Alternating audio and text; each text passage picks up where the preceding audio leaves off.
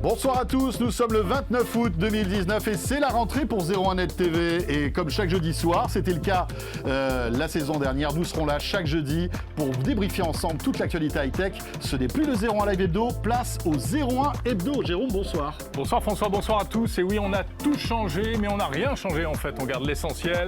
Si vous êtes fan d'actu high-tech, bienvenue dans 01 Hebdo. Avec au menu pour ce premier numéro de la rentrée, les iPhones, ils sont dans les starting blocks. Qui devrait être annoncé dans quelques jours. On fait le point sur les innovations qu'il pourra intégrer. Un autre smartphone est à la une. C'est un smartphone qui se veut éthique, éco-responsable, le Fairphone 3. Oui, mais il y a quand même quelques limitations techniques, on va en parler. Et puis nous découvrirons le service de SVOD qui est censé révolutionner la VOD en France. Il s'agit de Salto, TF1, France Télévisions, M6. À quoi ça va ressembler ? La grosse actu smartphone, c'est également la sortie du Galaxy Note 10. Il arrive, il est plein de bonnes choses et notamment toujours ce fameux stylet qui a fait son succès. On va parler aussi du futur du Wi-Fi. Votre Wi-Fi va être boosté à la maison grâce au Wi-Fi 6. Et c'est Amélie Charnet, mademoiselle Wi-Fi, qui viendra tout nous expliquer dans un instant. Enfin, on terminera avec l'inénarrable Jordan Cosino qui est allé explorer les tréfonds du web. Ce sera la chronique des insolites du web vue par Jordan. On a essayé de s'en séparer, on n'y est pas arrivé. Donc il est rentré par la... Il a le bras très long. Il n'y peut rien, c'est comme ça. Bienvenue dans cette nouvelle version du 01 Hebdo. C'est parti et bienvenue.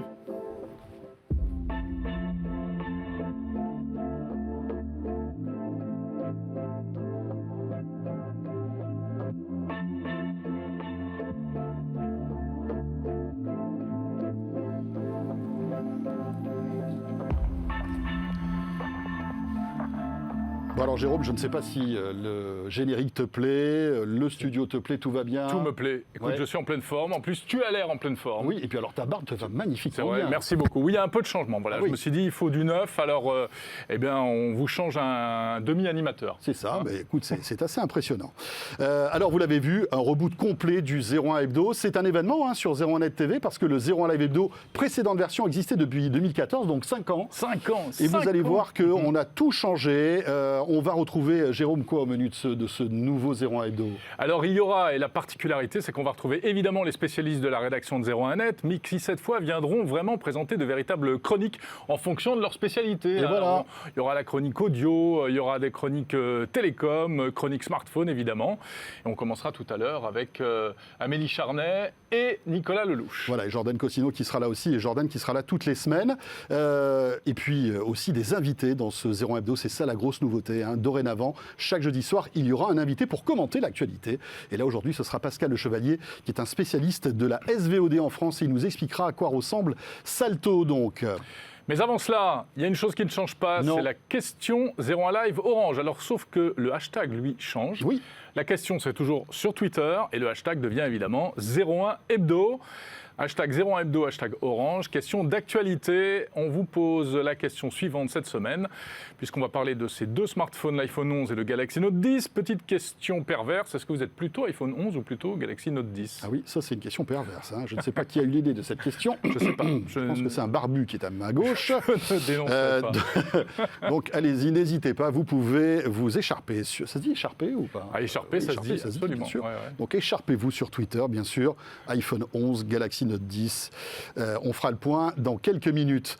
Évidemment, ce 01 Hebdo n'est pas en direct, il est en léger différé, il est enregistré le jeudi après-midi alors qu'il est diffusé sur YouTube en événement première, comme on dit, à partir de 19h. Voilà, et on commence tout de suite avec l'actu.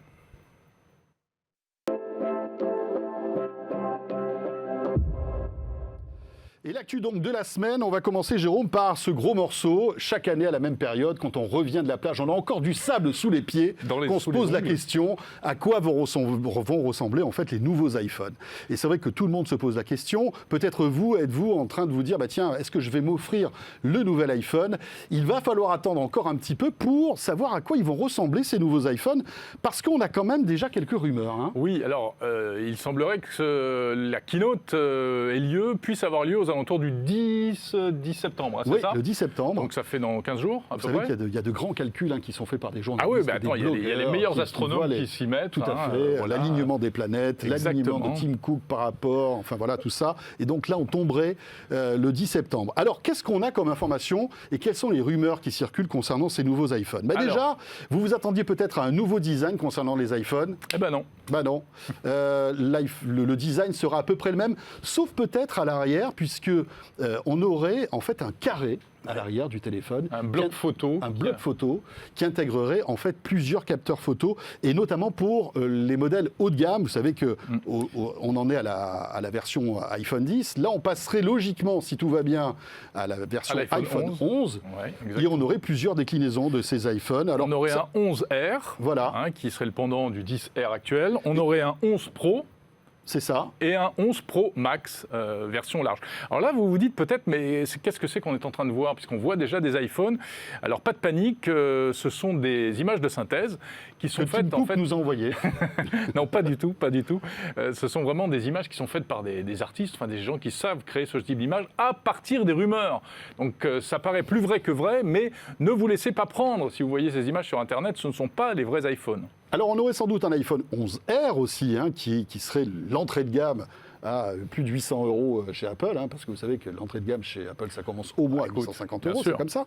Et donc, l'iPhone 10R n'avait qu'un objectif. L'iPhone 11R pourrait se retrouver avec un deuxième objectif pour notamment bénéficier d'un zoom optique, alors 2x, peut-être plus, on verra bien. Et alors, le haut de gamme, là, intégrerait plusieurs capteurs, un gyro, mais notamment un grand angle. Voilà, exactement. De nouvelles fonctions au niveau de la photo grand angle, mode nuit également, puisqu'ils ont maintenant du retard à rattraper, notamment par rapport à Samsung, mais également par rapport à Google avec le Pixel 3.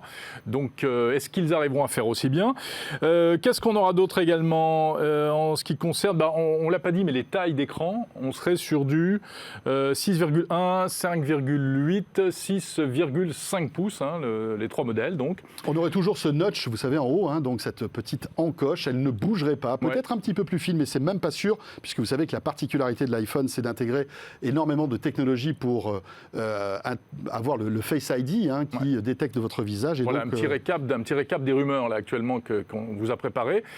Processeur A13, le Face ID amélioré également. Il serait plus rapide et notamment il permettrait de détecter le visage et de valider un visage même quand le téléphone est posé, alors que nous, on est en position quasi verticale. Il faudra voir si ça fonctionne, mais ça serait pas mal. Parce qu'en plus, il me semblait que c'était une promesse initiale du Face ID, alors que ça ne fonctionne pas aujourd'hui. Ça ne fonctionne pas. La nouveauté aussi, c'est donc une charge un peu plus rapide, et puis surtout le fait que, comme ses petits copains chez Samsung et Huawei, le nouvel iPhone pourrait recharger des accessoires, comme par exemple les AirPods, par induction, simplement en posant en fait le petit boîtier AirPod sur le dos du téléphone. Voilà, et puis toujours pas d'USB-C. On resterait, pour cette génération encore, sur un connecteur Lightning.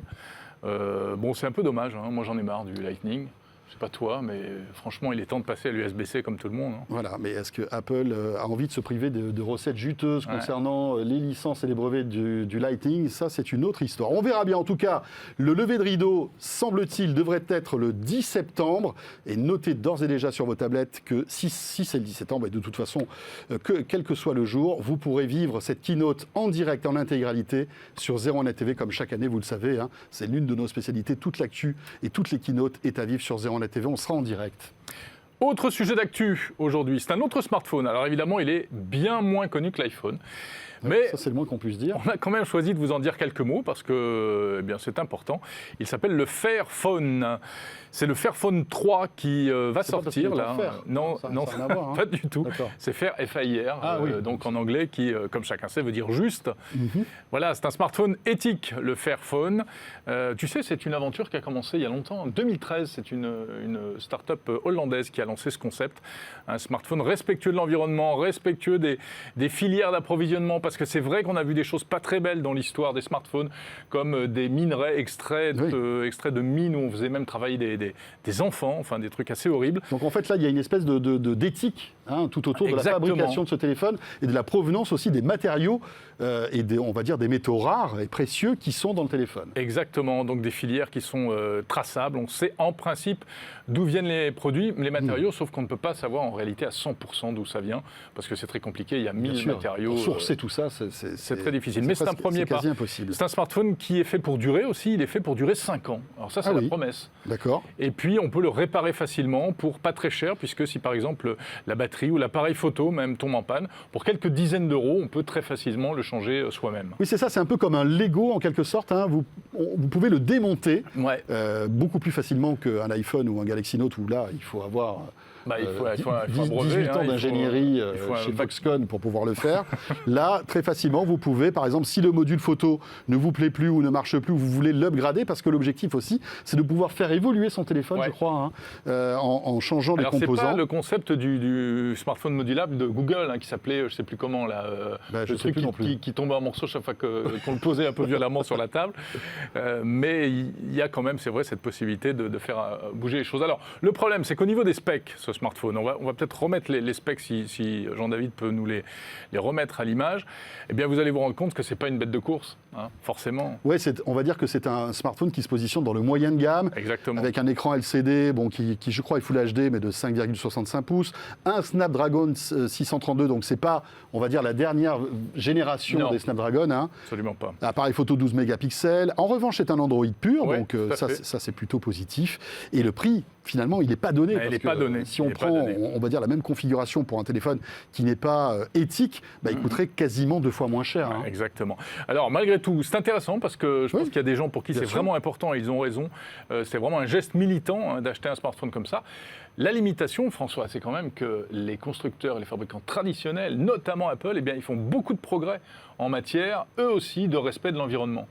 Et même Samsung commence à faire aussi des produits avec un peu moins de plastique, un peu plus de produits recyclés, etc. Donc finalement, le différentiel entre le smartphone éthique et le smartphone soi-disant pas éthique qui est en train de le devenir, ce différentiel est de moins en moins important. À suivre dans ce 01 Hebdo, vous saurez tout sur le Galaxy Note 10. Bon, il n'est pas facilement démontable, mais en revanche, c'est une bête de course. Nicolas Lelouch nous dira tout là-dessus. Le Wi-Fi 6, c'est l'Internet qui va booster votre maison.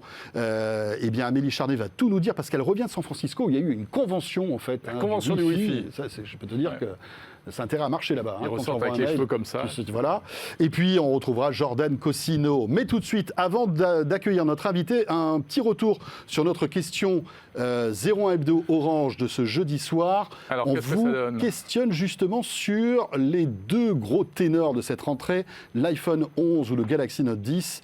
Voilà. Êtes-vous plutôt iPhone 11 ou Galaxy Note 10 en ce 29 août? Donc, clairement, iPhone 11 à l'heure qu'il est.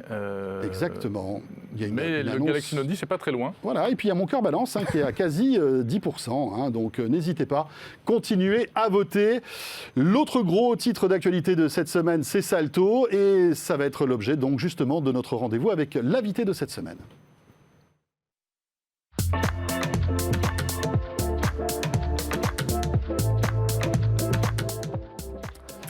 L'invité du premier 01 Hebdo de la saison, c'est Pascal Le Chevalier. Bonjour Pascal. Bonjour Jérôme. Bonjour Pascal. Bonjour François. Merci d'être avec nous pour cette première. Il essuie les plâtres.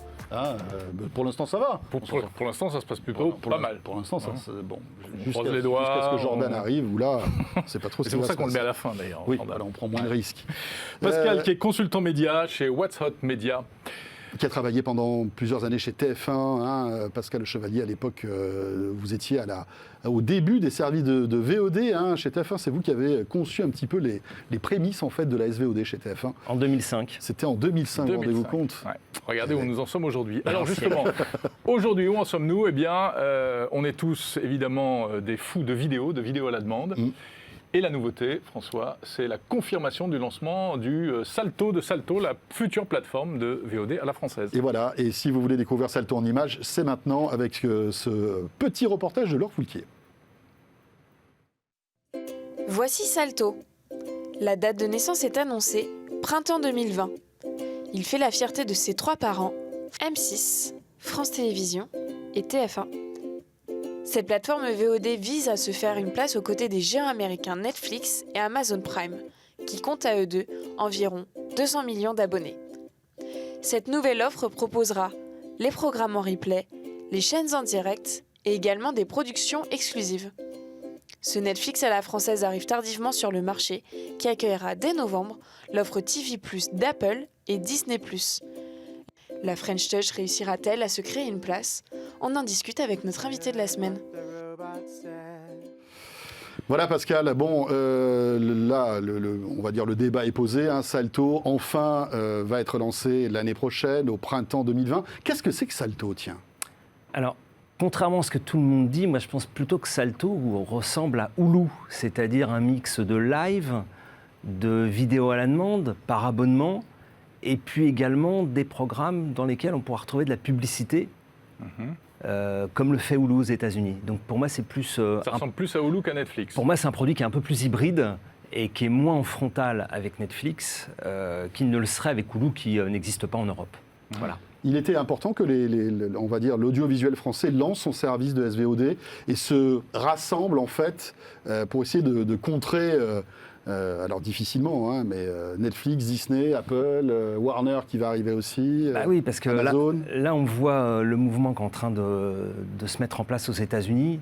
Les studios se réveillent avec quasiment 10 ans de retard, s'aperçoivent que Netflix a pris une position quasiment indéboulonnable, 60 millions d'abonnés aux États-Unis quand même, indéboulonnable, principalement avec leur propre contenu qu'ils avaient acheté en licence à l'époque, depuis 2007, et donc tous les studios s'y mettent, ils vont tous arriver, il n'y en a pas un qui ne sera pas présent à un horizon d'1 an, Apple arrive, donc forcément ça va créer une pression énorme, et il se trouve qu'il ne se passait quand même pas grand-chose en Europe, en particulier en France, où il n'y a aucun service digne de pouvoir rivaliser avec les grands Américains, à l'exception de Canal, mais qui est un service qui est quand même très très issu de la chaîne elle-même.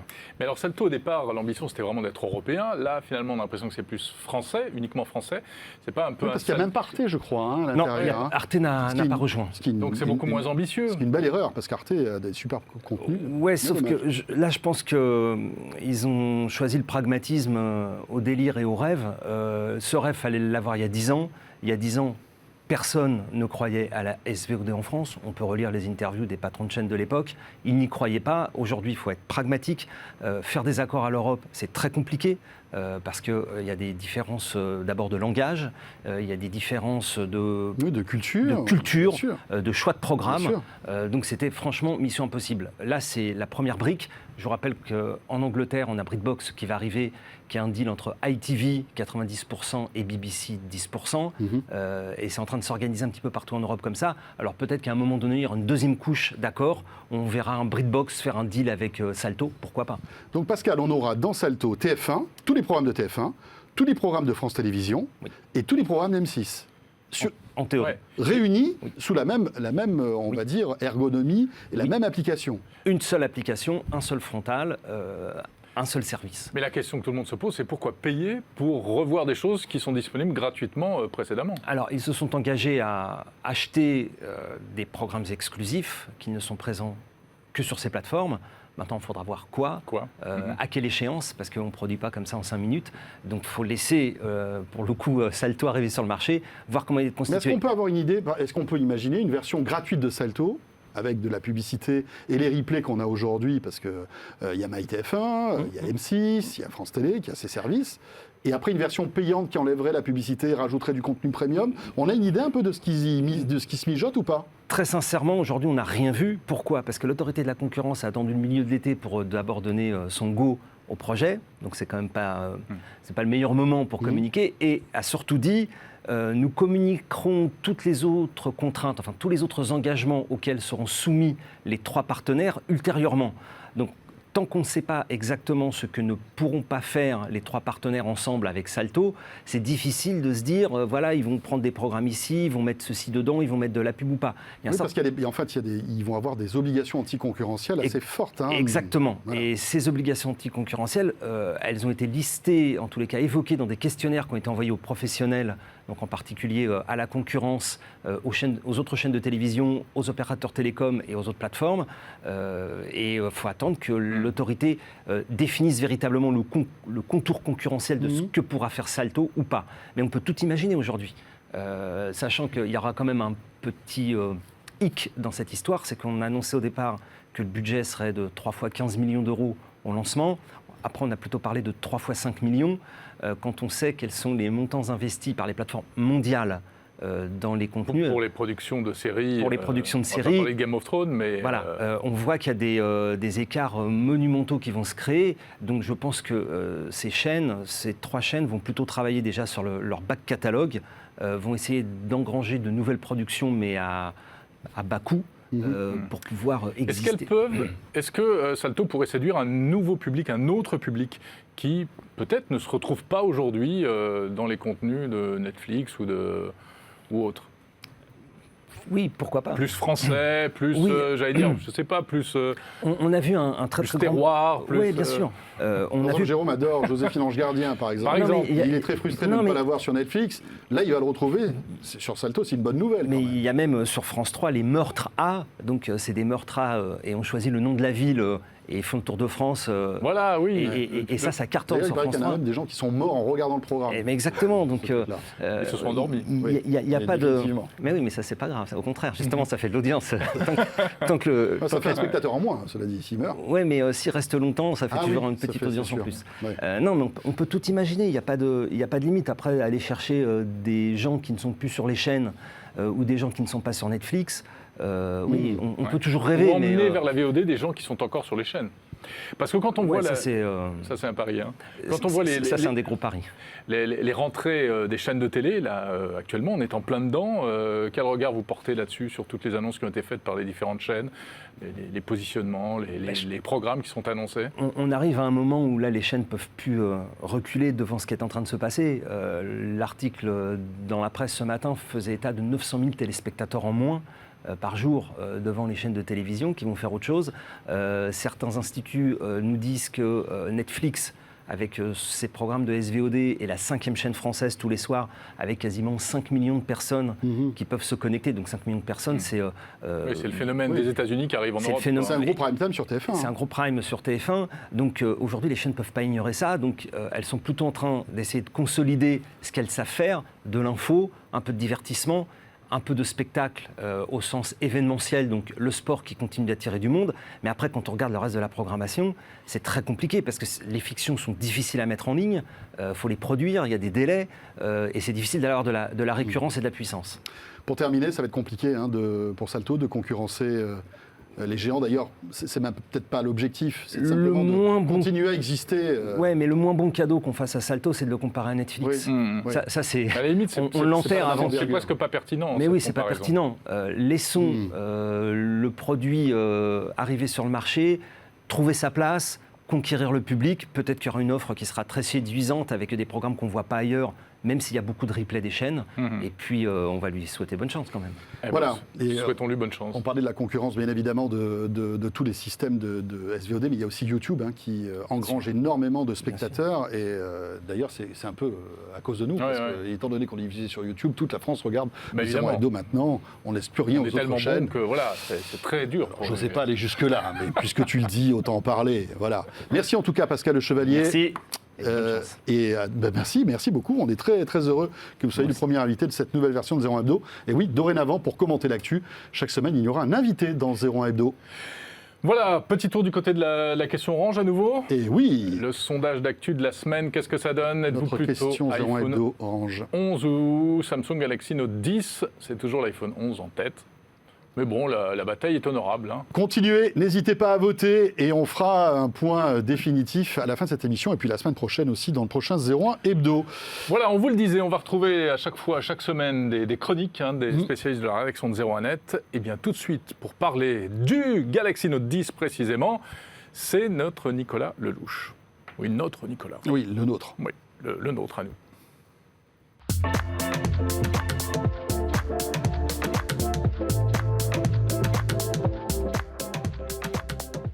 Regardez comme c'est beau, il a son jingle maintenant. Oui, c'est ça. Il a son générique. Oui. Un joli jingle en plus, c'est pas mal. Hein. Est-ce que ta maman l'a validé?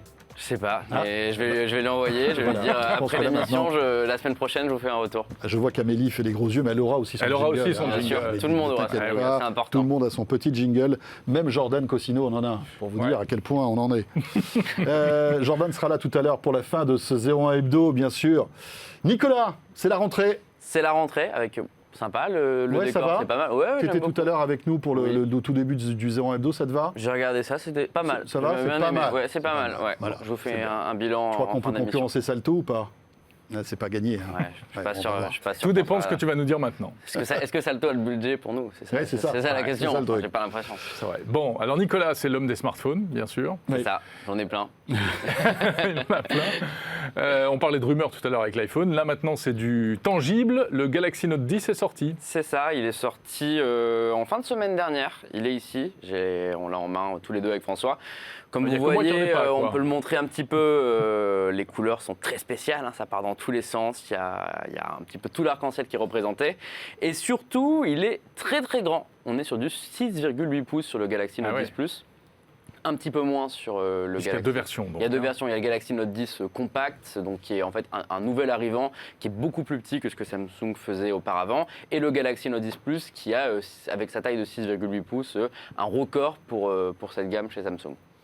Très bien. Alors, qu'est-ce qu'il faut en retenir? Bon, toujours le stylet, hein, forcément. Exactement, j'allais le montrer. Le stylet est là. Donc, ça n'a pas tellement changé du côté de Samsung ici. Le stylet, il a deux nouveautés importantes. Un, c'est les Air Gestures, qui sont assez amusantes. Ça va être compliqué de faire la démo en direct, mais qui me permettent, en fait, avec des gestes du stylet, de changer de mode ou de faire des zooms, par exemple, sur les photos. Alors, est-ce que c'est révolutionnaire? Non. Est-ce que ça peut être pratique de temps en temps? Pourquoi pas? Sincèrement, moi j'ai trouvé une utilité, je n'aurais jamais pensé trouver une utilité à ça.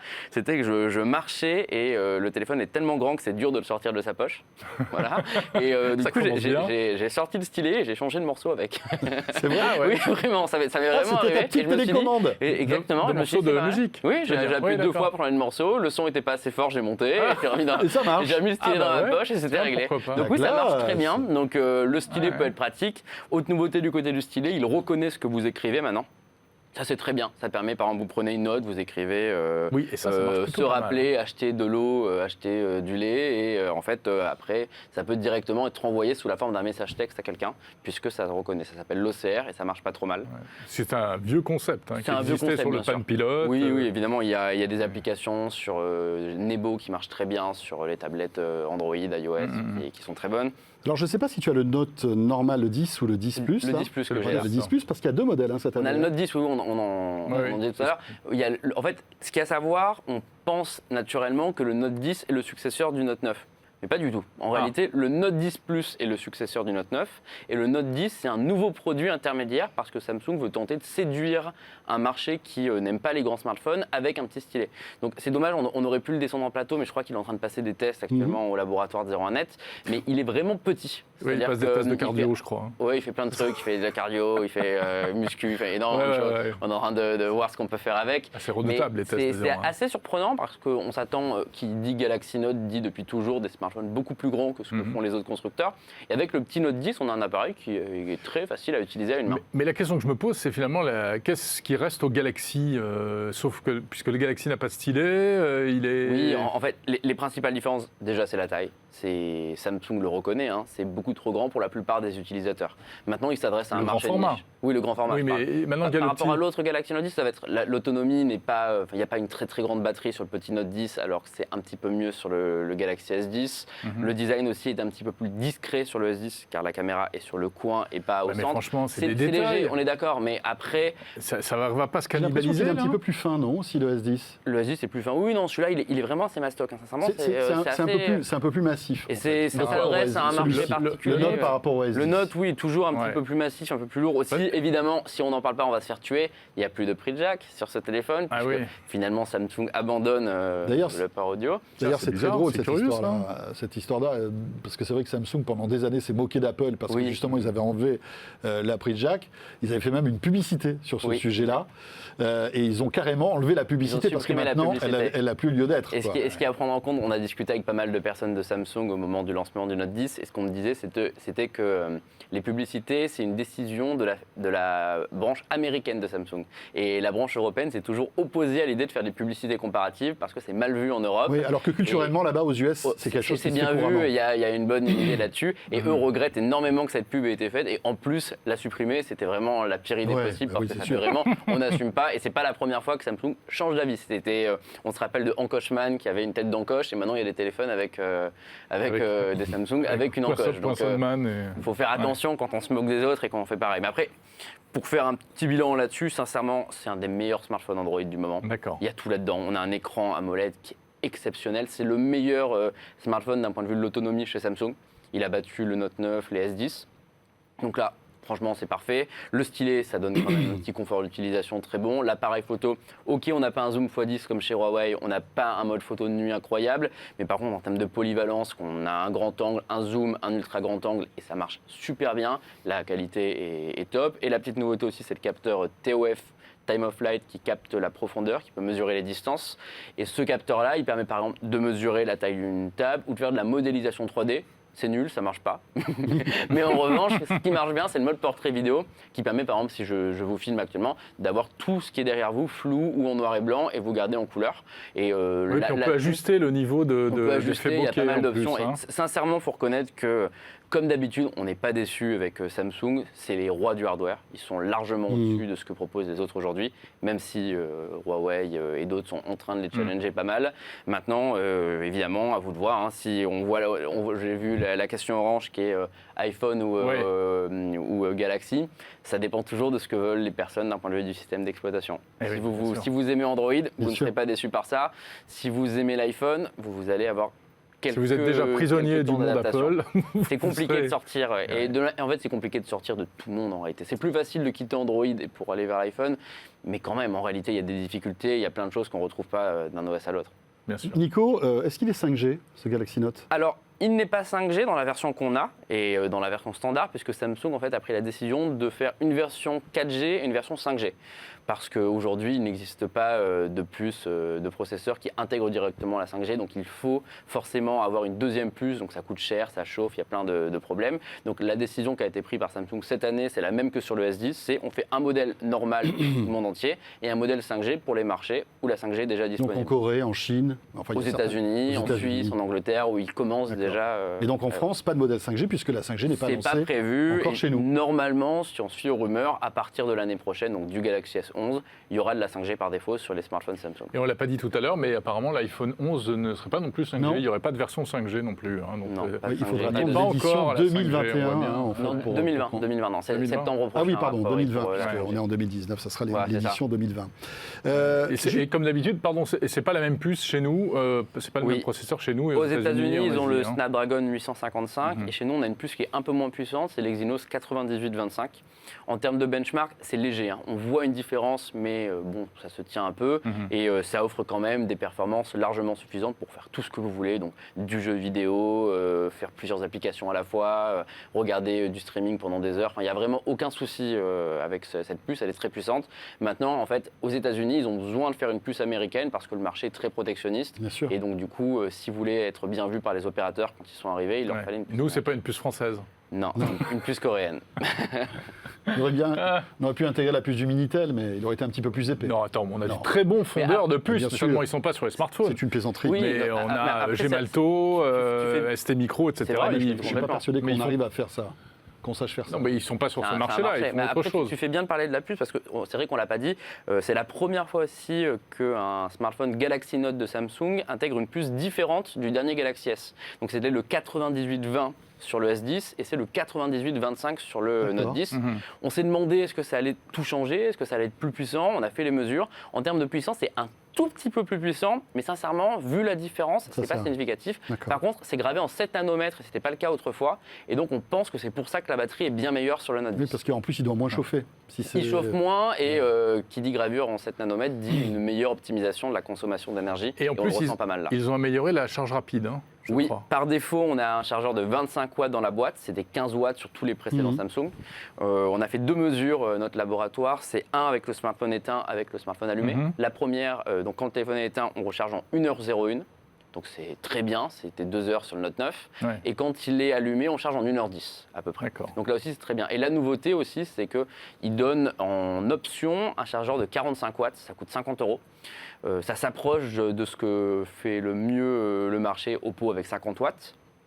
On l'a reçu hier, pour être précis, à la rédaction. On a commencé à faire des mesures et à l'heure où je vous parle, on a remarqué 2 ou 3 minutes de différence avec le 25 watts. Ah ouais. Donc, pourquoi est-ce que, en même temps, Samsung ne nous l'a pas donné au début il y a peut-être des problèmes logiciels Oui, ou peut-être qu'il y aura encore. une mise à jour. Ouais. qui Il y a sera peut-être faite, une mise à jour, et améliorer dans tout le ça. sens où le produit aujourd'hui est en rupture de stock, il n'a pas été lancé officiellement. On se demande en fait... Le si c'est chargeur. pas... Oui, le chargeur. Donc, moi, personnellement, je suspecte que ce n'est pas prêt et donc qu'il va falloir attendre une mise à jour pour que ça fonctionne. Mais là, en fait, ça recharge à peu près à la même vitesse que sur le 25 watts. Et ça ne démolit pas la batterie, ça plus vite C'est une que très prévu. bonne question et uniquement le temps peut y répondre. Après, c'est vrai que dans le beaucoup cas... d'interrogations par rapport à ça. On se rappelle du Oppo Find X qui se rechargeait en 34 minutes avec un chargeur 50 watts, c'était complètement délirant. Et eux, ce qu'ils avaient fait, c'est qu'il y avait 2 batteries dans le téléphone. Donc en fait, ça faisait 2 minutes sur une, 2 minutes sur l'autre, 2 minutes sur une. Oui, pour et ça, c'est éviter ingénieux parce que du coup, ça n'abîme pas la batterie. Ouais. Là, il y a une seule batterie. Donc franchement, c'est impossible de vous dire est-ce que ça va abîmer la batterie ou non. On le saura dans quelques mois, Après, dans quelques vu années. la durée de vie de ce type d'appareil qui est de 3 ans, 4 ans, C'est ça, oui, mais... voilà, il faut que la batterie arrive au moins... Après, c'est de la même manière que la recharge sans fil abîme Oui, plus c'est ça. la batterie que la recharge filaire. Maintenant, est-ce que c'est suffisamment significatif pour vous donner envie de ne surtout pas l'utiliser? Je pense pas. C'est OK, vous allez peut-être perdre 6 mois de durée de vie sur la batterie, mais à un moment ou un autre, si vous voulez le garder, il faudra la changer. Ce Galaxy Note 10 aussi, tout comme les Galaxy S, il faut le savoir, va intégrer une fonctionnalité bien pratique pour les Parisiens qui prennent souvent les transports, Jérôme, c'est le vrai. Pass Navigo. C'est vrai. Et tout à fait. franchement, je trouve que c'est une info qui mérite qu'on oui, s'y attarde c'est- quelques minutes Oui. parce que Aujourd'hui, aujourd'hui, enfin le pass Navigo voilà, quand on est dématérialisé. parisien, on a forcément notre passe dans la poche, dans le portefeuille, etc. Et bien tout ça va être intégré dans les smartphones Samsung. Je crois que ça va être les smartphones à partir du milieu de gamme jusqu'au très haut de gamme.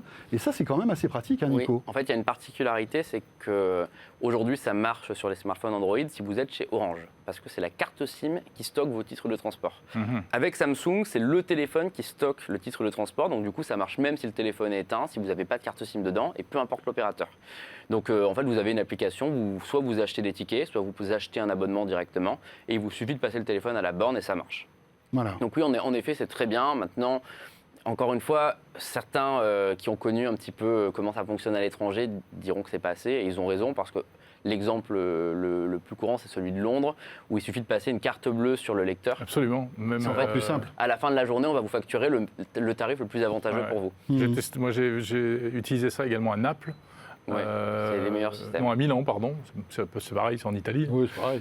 On mange des Pareil. pâtes. Oui, exactement. Ouais, voilà. Et c'est ça, on paye comme si c'était la carte bancaire, sauf que c'est le smartphone. Oui, c'est ça. C'est Et vraiment pratique. malheureusement, c'est pas faisable en France parce qu'on a fait des très mauvais choix techniques il y a très longtemps.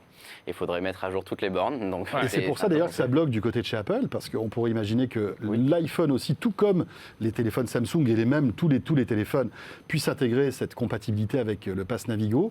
Eh bien, visiblement, la puce NFC de l'iPhone aurait des problèmes de compatibilité avec le système choisi en France. Dis donc, Il faut upgrader le métro. Si en Apple fait. voulait le faire, ils pourraient le faire, mais en fait, ils ouvriraient une sorte de faille de sécurité en ouvrant la NFC, et c'est pas dans la Mais il paraît politique qu'ils d'Apple, discutent. ils contrôlent. Il paraît qu'ils discutent qu'ils discutent entre eux justement pour ouvrir Ouais. Oui. ce NFC pour que ça devienne Ouais, ils se compatible. font des réunions pour se dire bon, on peut pas. En fait. Voilà, je pense que c'est à ça que ça ressemble les réunions. Ah ouais, Jérôme a raison là-dessus, à mon avis. Comment on peut sur faire l'iPhone, non, ça c'est pas doit Mais être je sais possible. pas si tu te dans souviens, l'état. il y a quelques semaines de cela, on avait rencontré une responsable d'Apple qui nous disait qu'il travaillait justement avec la région pour que l'iPhone puisse devenir compatible avec le Pass Navigo. Mais bon. Bon, super. Bah, écoute, on a fait vraiment un tour très exhaustif de ce Galaxy Note 10 qui est testé. Les tests sont terminés. Le test est à lire. Il est très long. On espère qu'il est le plus complet possible sur 01net.com. Et après, on a sur la chaîne YouTube de 01net, si vous voulez voir directement le test vidéo du Galaxy Note 10 Plus. Bon, il a une bonne note quand même. Il est le deuxième meilleur smartphone haut de gamme derrière le Galaxy S10. D'accord. Est-ce que le Galaxy Note 10 est compatible Wi-Fi 6, Nicolas Figure-toi que oui, c'est le deuxième smartphone après le Galaxy S10. Eh bien, ça tombe bien puisqu'on va tout savoir maintenant sur le Wi-Fi Quelle 6. belle transition. Avec notre spécialiste des télécoms, c'est Amélie Charnet.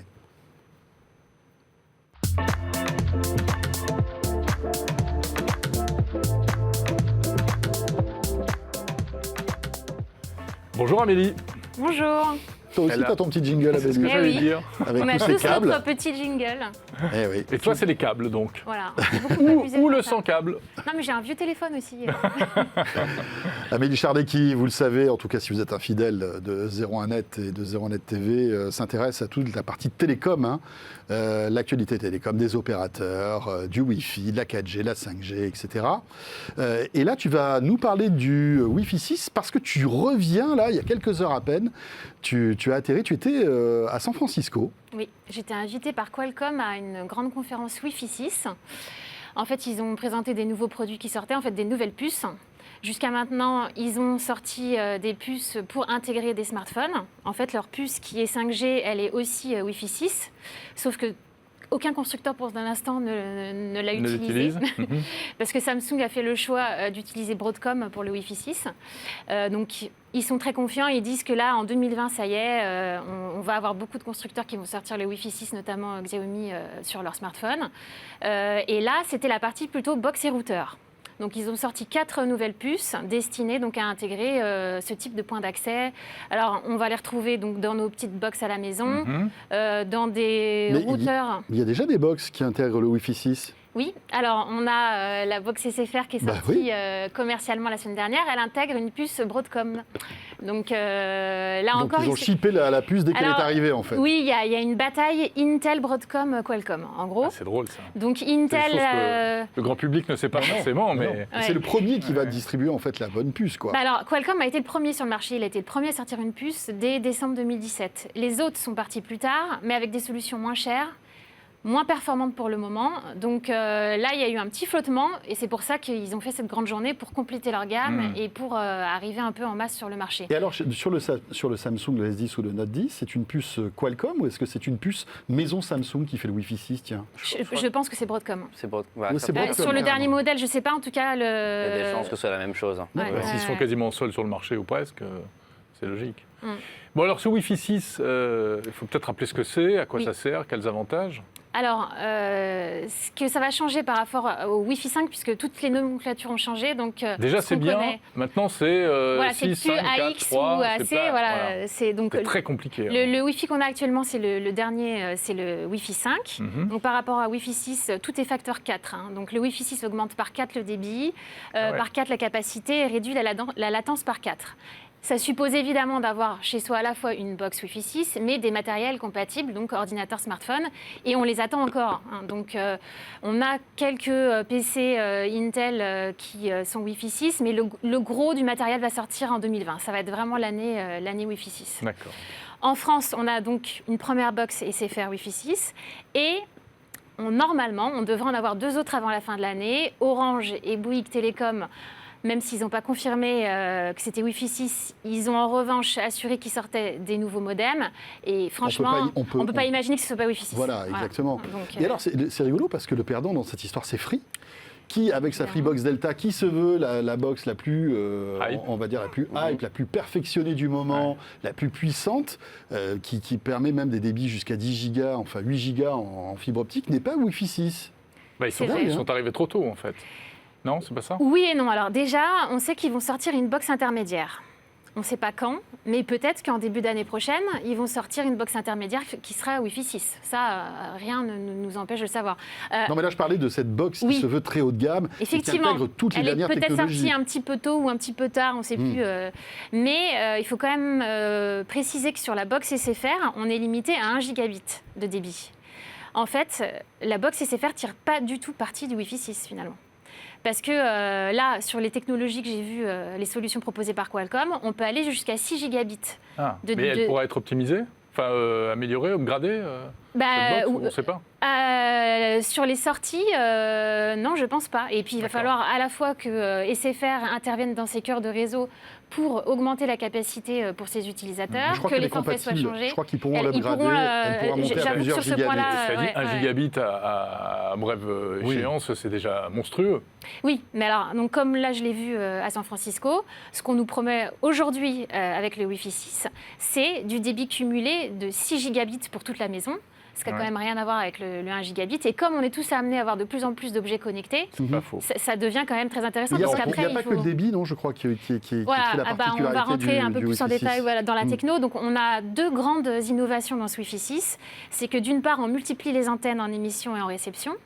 Donc on a cette fameuse technologie du multi-user MIMO qui est déjà à l'œuvre dans la 4G. Ça permet tout simplement de multiplier les signaux pour envoyer les informations. Et la deuxième très grosse innovation, alors là le mot il est un peu barbare, c'est l'OFDMA. Oula. Alors, ça consiste dans chaque bande de fréquence. Vous savez qu'en en Wi-Fi, on a 2 bandes de fréquence, le 2,4 GHz et le 5 GHz.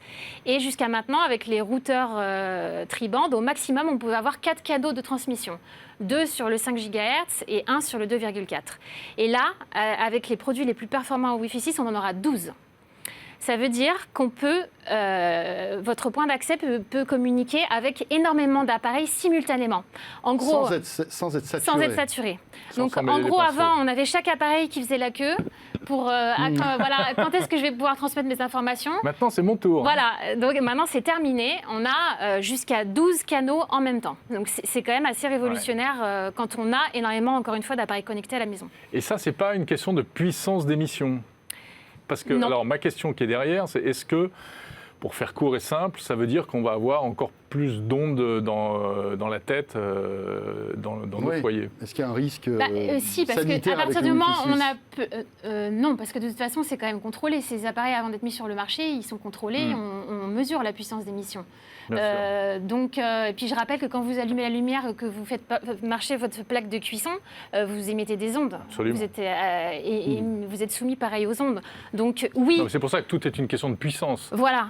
C'est-à-dire qu'il y a plus d'antennes par rapport aux antennes, etc. Il y a plus d'antennes, il y a plus de débit, donc forcément il y a plus d'ondes, mais c'est toujours dans les normes. Ton routeur qui est sous ton oreiller, par exemple. Ils sont quand même soumis à ne pas dépasser certains chiffres, donc ça reste tout à fait réglementé. D'accord. Donc ça, il n'y a pas de souci. Alors, tu as parlé tout à l'heure, j'ai noté les 3 qualités, c'est plus de débit, plus de capacité, moins de latence, mais une meilleure de la portée. Oui, une meilleure portée également, mais ce n'est pas le trait caractéristique du Wi-Fi 6. C'est pas la portée va pas être révolutionnaire. Elle est améliorée en cascade parce que tout le reste est amélioré. À partir du moment, comme je le disais, où toutes les transmissions de données se font plus facilement, plus rapidement, avec une meilleure capacité, au final, la portée est améliorée. Et il y a aussi l'autonomie des appareils qui va être énormément préservée, puisqu'ils ne sont pas tout le temps en train d'essayer d'envoyer des données et d'en recevoir. Et qu'en plus, il y a une fonction de veille automatique, c'est-à-dire que le point d'accès va être capable de dire à votre terminal « Arrête de faire fonctionner ton modem Wi-Fi, parce qu'en ce moment, ce n'est pas la peine. » Donc, le module Wi-Fi va se mettre en veille automatiquement sur vos appareils et ça va énormément épargner la batterie de tous vos équipements. En fait, on se rend compte que le monde du réseau évolue vraiment. Nouveau Bluetooth, il y a quelques temps, nouveau Wi-Fi, la 5G qui arrive. On va passer dans une autre galaxie là, dans les mois, les années qui viennent, avec toute la combinaison en fait, de ces 3 nouveaux réseaux. Oui, alors malheureusement, en fait, comme on transmet toujours plus de data et qu'on a toujours plus d'objets à connecter, à chaque fois qu'il y a une amélioration, on se dit ça va être génial, on va avoir des conditions luxueuses. Et en fait, à chaque fois, on arrive à saturation. Et là, pendant la conférence, on a eu un petit exposé sur le Wi-Fi 8. Le Wi-Fi 7, pardon. C'est la box SFR8. Voilà. Donc ils étaient en train de dire et le 12, il va bien. Le Wi-Fi 7 dans quelques pardon, ça y est, je me mélange. Le Wi-Fi 6 bien dans quelques années, ça va être la congestion. Donc on travaille sur le Wi-Fi 7. Donc ils vont essayer d'avoir une nouvelle bande de fréquences à ajouter, le 6 GHz. Donc avec de nouvelles technos encore pour démultiplier encore. En termes d'interférence, ça va un peu limiter les dégâts Non, tout ça est très bien pensé. En fait, ils ont ces canaux de fréquence, ces 12 canaux de fréquence qui sont utilisés. À chaque fois, il y a des blancs entre les canaux pour pas qu'il y ait d'interférence entre les canaux. Donc il n'y a pas de souci. On sera peut-être moins gêné qu'on peut l'être parfois dans des habitats collectifs par le Wi-Fi de ses voisins. Et peut-être juste un petit mot sur les démos. Oui. Alors, parce qu'en plus, j'avais filmé quelques démos là-bas. Je ne sais pas si on peut les voir en illustration. Il faut demander à Jean-David. Si tu demandes gentiment à Jean-David les trucs, en théorie, ça devrait partir. Donc, il y avait une démo qui était assez sympa où on voyait une femme peintre. Qui faisait un tableau en live et il y avait plein de petits smartphones qui la filmaient. Alors donc à droite, vous avez les smartphones qui sont Wi-Fi 6 et à gauche, vous avez les smartphones Wi-Fi 5.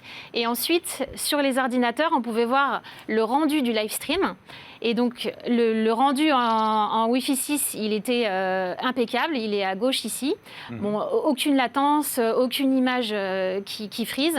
Et à droite, alors, on le voit peut-être pas très bien, ça frise et par moments il y avait même des images noires. Donc je trouve que c'est un exemple très parlant. Donc, oui, de la congestion en fait d'un réseau Wi-Fi. Il faut savoir que sur ce type de point d'accès, un seul point d'accès, donc imaginez seulement une box, il y a jusqu'à 1500 personnes qui peuvent se connecter en même temps. Ah oui.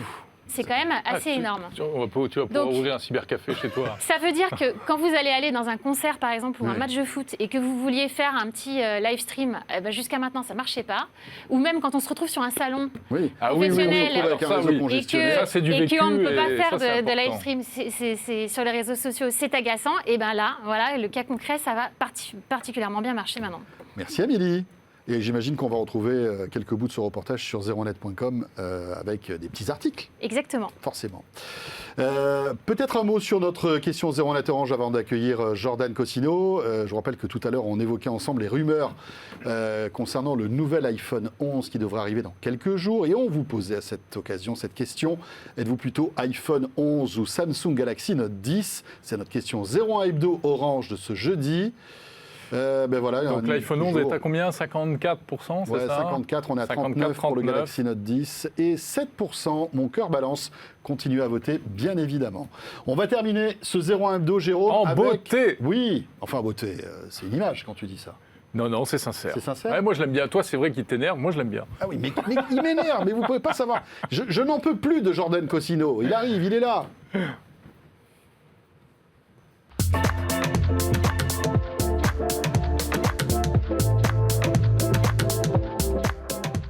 Mais c'est pas vrai qu'il m'énerve. Qui aime bien châtie bien. Mais bien sûr. Évidemment. Salut Jordan. Écoutez, bonjour. Je vais faire une entrée de chien un peu remarquée. Qu'est-ce qui se bien. passe ? Je voulais cacher une barbe comme toi, mais ça n'a pas marché. Non, il faut assumer Mais la barbe. je pense que c'est le plus beau changement finalement de cette édition. C'est vrai qu'on se dise les choses. C'est-à-dire que l'habillage, tout ce qu'on a changé, tout ça. Mais ça, c'est du superficiel. Ça, c'est la vraie vie. Ça, c'est une belle barbe. Merci Jordan. Un nouvel homme. Ouais, je rentre dans le club des hommes. Il était temps. Alors je me sens un peu à l'étroit, un peu à l'écart, mais c'est pas grave. Bon, il faut pas traîner parce que tu as pas mal de choses à nous faire découvrir. Bah ouais. C'est ta sélection insolite du web. Exactement, comme d'hab, on reste comme sur la dernière, je vous trouve un peu ce que je trouve d'un peu sympa sur internet. Alors il faudrait que tu redresses un petit peu ton micro juste avant. Il part un peu. Sinon, on va pas t'entendre. Voilà. Problème de ma vie. Touche pas trop. C'est bon, c'est bon. On y va. Nickel. On y va, donc 3 objets un peu sympas que je vous ai trouvés sur internet. On va commencer rapidement. Est-ce que vous savez faire de la batterie ? Bien sûr. De la batterie ? Ouais, de la batterie. La batterie cuisine. La batterie, non, du Non, bon, ça m'arrange parce que si vous avez dit oui, ça me niquait. Parce que je vais trouver un petit objet plutôt sympa qui s'appelle Pocket Drum. Vous allez voir des images. Quand vous ne savez pas faire de la batterie, comme moi, comme vous finalement, eh bien vous pouvez récupérer ce petit objet qui va bientôt sortir et vous allez pouvoir vous entraîner. Voilà, c'est lumineux, il y a des petites vibrations et en fait, via une appli, c'est lié à ton téléphone et tu vas pouvoir t'entraîner à apprendre. Donc, soit si tu sais déjà jouer, jouer tes petits morceaux. Mais c'est quoi ? C'est de la air batterie en fait. C'est de la air batterie, mais tu peux, tu joues réellement, tu as un retour son, tu branches un casque. D'accord. Et ça t'évite de trimballer ta batterie un peu partout. Bon, en revanche, on a l'air un peu ridicule. Alors ça, c'est un autre problème. C'est un autre problème. Mais sur le papier, si t'aimes faire de la batterie et que tu tu n'as pas forcément la possibilité de trimballer ta batterie dans le métro, ça prend un peu de place, et ben tu peux faire ça. Puis c'est bien pour les voisins aussi. Oui, voilà, déjà, tes voisins t'apprécieront un peu plus. Truc plutôt cool, c'est que tu as plusieurs modes en fait sur l'appli. Tu as soit un mode entraînement, donc voilà, où tu vas juste t'entraîner avec des petits jeux, tu as des notes qui descendent et tu dois les taper au bon moment, comme un Guitar Hero. Tu vas avoir un mode complètement libre où tu fais un peu ce que tu veux. Et le dernier mode. Donc tu peux vraiment apprendre si tu ne sais pas jouer de la batterie au départ, quoi. Il y a un côté le but, didactique. il y a un vrai tuto, il y a un vrai truc où tu peux te dire, voilà, soit tu as le tuto où vraiment ils vont t'expliquer ça de manière un peu plus classique, soit tu as le mode jeu, ce que je te disais, avec des petits, un petit côté un petit peu plus ludique, et tu as le mode libre où tu fais un peu ce que tu veux et tu peux t'entraîner. En termes de prix, c'est plutôt intéressant. Ça coûte, pour l'instant, ça coûte 60 € parce que c'est en phase de pré-lancement, et ça coûtera 120 € après. Ah oui, c'est un peu plus cher. Mais dis-moi, est-ce que tu sais si là on voit la batterie, un casque, et il faut que ça passe par le smartphone ? Ouais, tout passe par le smartphone en fait. Tout est centralisé, c'est en Bluetooth 4.0. Ah, je trouve ça très marrant. On enchaîne ? Allez. Autre produit plutôt assez impressionnant de la part de Philips qui s'appelle la référence est un peu compliquée, c'est PicoPix Max. On dirait un smartphone un peu compliqué, mais non, c'est un projecteur. C'est un peu céréal. Oui, c'est ça, des PicoPix. Tu veux des PicoPix pour le matin C'est les picoprojecteurs de de Philips qui sont cool. Exactement, qui est assez impressionnant celui-là, qui va jusqu'à quand même 120 pouces, ce qui représente, si vous n'êtes pas très fort en pouces, j'ai calculé, ça fait 304 cm, c'est assez costaud. Vous pouvez faire de fort en pouces. Bah non, mais c'est vrai, ça parle pas toujours, moi ça me parle pas trop les pouces en général. 2,56. Exactement. Multiplié par... Voilà, mais ça paraît pas tout de suite évident. Tu peux quand même avoir jusqu'à 3 heures de durée de vie en batterie, sur batterie, ce qui est assez impressionnant. T'as 16 gigas de mémoire dedans, donc c'est plutôt pas mal. C'est un produit qui tient dans la main, vraiment c'est assez impressionnant. Dans la vidéo, il te montre surtout que tu peux le trimballer partout. Tu veux faire une conférence, je sais pas, tu travailles, tu as besoin de faire des conférences, tu peux le faire. Tu veux aller te projeter un cours de sport, enfin un cours à ta salle de sport sur un mur blanc, bah, tu peux. Bref, l'idée c'est de pouvoir l'emmener un peu où tu veux. Truc assez impressionnant, il y a 30 000 heures, il considère qu'il y a 30 000 heures de visionnage sur ce produit. Par rapport à la lentille. Ouais. Exactement, 30 000 heures de visionnage qui représente, je crois que j'ai lu 4 ans, je crois grosso modo. T'as pas de quoi faire. On enchaîne ? Allez. Ça coûte combien ? T'as le prix ou pas ? Ah oui, alors je voulais pas en parler, mais maintenant que tu en parles, non, il va coûter 800 € quand même. Ah ouais, c'est assez costaud, ça arrive en octobre 2019. Et assez important, truc que j'ai pas dit, c'est que ça supporte aussi AirPlay. Ce qui peut être plutôt cool si t'as un iPhone, tu peux juste balancer ta vidéo, c'est plutôt sympa. T'as des ports SD, tout ce qui s'ensuit. Et dernier produit, vous avez eu potentiellement en main le Galaxy Fold, et ben c'est pas du tout ça. C'est absolument pas ça. Ça n'a rien à voir. Mauvais teasing. Et ben en fait, ce produit, c'est un PC portable qui tient dans la poche. Alors je trouvais ça rigolo parce qu'en effet, en fait, tu as juste l'impression que c'est un Galaxy Fold avec un petit clavier, mais en fait, il a des capacités qui sont assez impressionnantes. Vous allez le voir en vidéo. Il a 16 Go de RAM, 1 Tera en SSD. Il a un processeur, c'est un i5 9e génération qui est cadencé à 3,4 GHz et qui peut monter jusqu'à 4,6. Bref, il a 6 cœurs. Enfin, c'est une grosse machine. Il a un écran Retina en 1080p. Enfin, il y a tout ça dans cette petite boîte. C'est assez impressionnant en fait. Tu as un port mini HDMI, un USB Type C, une prise jack, un port pour une carte micro SD, enfin un emplacement micro SD. Tu as un stylet. Enfin, le truc, c'est une machine de guerre, sauf qu'il tient dans ta poche et je trouvais ça assez rigolo. En termes de prix, par contre, voilà, c'est un peu cher. C'est un peu plus de 1 000 €. Wow. Et ça arrive en février 2020. Mais voilà, je voulais vous montrer ce petit produit qui tient dans la poche, qui est un Galaxy Fold avec un petit clavier en fait. Voilà. Grosso modo. Voilà, le Galaxy Fold qui devrait arriver là dans bientôt, les jours et les semaines qui viennent en France, enfin, après moult reports. Merci Jordan. Merci à vous. Écoute, on est ravis de réattaquer avec toi. Bah, avec grand plaisir. Tu seras dorénavant tous les jeudis soirs avec nous pour ta petite sélection insolite de produits high-tech. Ce 01 Hebdo est pratiquement terminé. Jérôme, juste un mot pour vous signaler que la semaine prochaine, on sera pas là. Enfin, on sera là, mais on ne sera pas dans ce studio, mais on sera là. On sera où ça ? À Berlin pour l'IFA.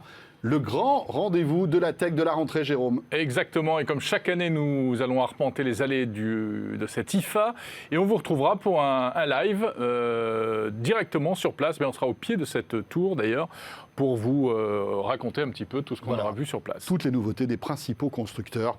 Ce sera donc jeudi soir prochain, on sera en direct à 18h. Pour terminer notre question 01, Hebdo Orange, une dernière fois, et après on va vous laisser toute la semaine pour débattre là-dessus. Réfléchir. Justement, entre l'iPhone 11 et le Samsung Galaxy Note 10, votre cœur balance de quel côté ? Pour l'instant, toujours l'iPhone 11, avec plus de la majorité de vos votes. Et 7% pour mon cœur balance. Continuez, on fera le point jeudi prochain. Voilà, merci beaucoup d'avoir suivi ce 01 Hebdo, premier numéro de cette nouvelle formule.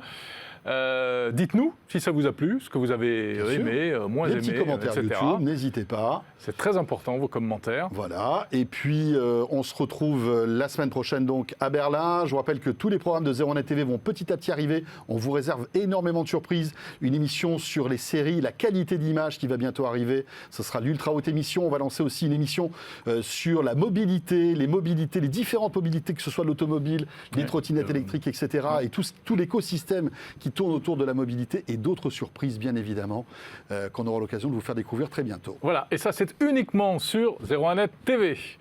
Merci à tous et à très vite. À très vite.